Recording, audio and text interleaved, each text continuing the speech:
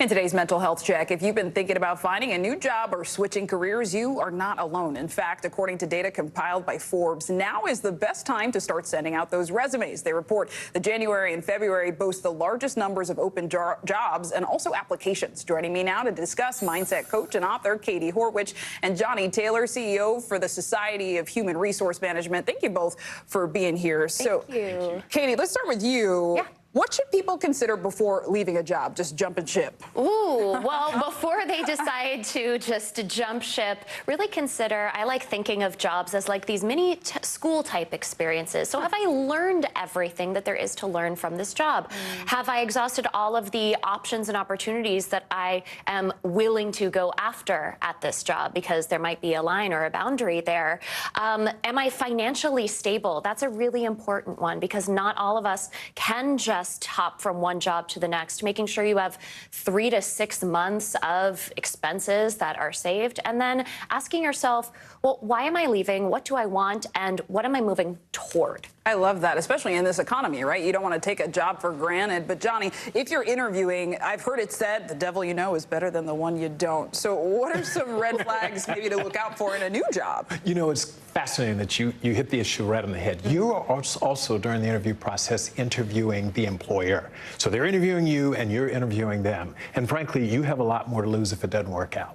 So I tell people to spend a lot of time, not just doing the normal research, the type of company, their revenue, blah, blah, blah, but the hiring manager. Who am I going to work with? Sherm has some research in our recent mental health that suggests that your hiring manager has more of a negative impact, could have more of an impact on your life than your spouse or your therapist. Wow. Your mental health. It's like overwhelming. Yeah. So think about it. You spend all of this time with that person, and if every day you dread coming to work, think about the implications on your life. Yeah, no, workplace culture matters. That's right. And you're also interviewing for culture in addition to the work that you're doing. Katie, to that end, what are some signs that maybe you should actually stay where you are? Yeah, because not every single issue is an ongoing issue, right? Sometimes it's temporary. So asking yourself, is this a temporary feeling that I'm feeling, or is this more chronic? Asking yourself, okay, what am I looking for?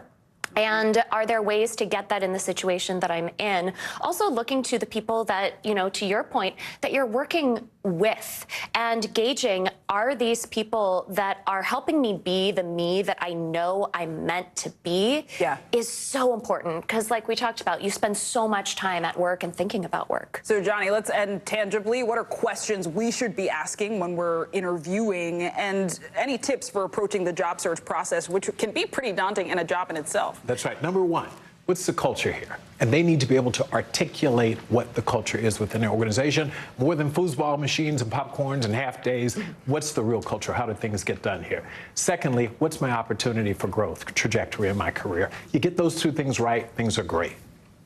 Really helpful tips, especially in this season when so many people are considering transitions. Yes. Katie Horwitch, Johnny Taylor, thank you both so much. Really appreciate it. Thank you so much for having us. And don't go anywhere. We've got a lot more news ahead, so stay with us. You are watching NBC News Daily.